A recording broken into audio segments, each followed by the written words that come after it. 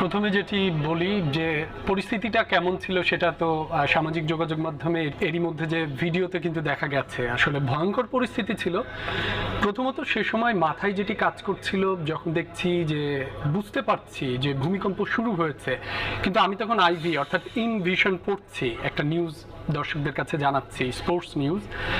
ঠিক সে সময় আমি তো চাইলেই দৌড় দিতে পারি না, প্রথমত আমার মাথায় কাজ করছে। এরপরে যখন পরিস্থিতি আরও অনেক বেশি শেক হচ্ছে, ভয়াবহ যখন আওয়াজ শুরু হলো, মনে হচ্ছে যে হয়তো স্টুডিওর লাইট থেকে শুরু করে সব কিছু ভেঙে পড়তে পারে, ঠিক সে সময় মাথায় আসছিল যে সৃষ্টিকর্তাকে স্মরণ করা বড্ড প্রয়োজন।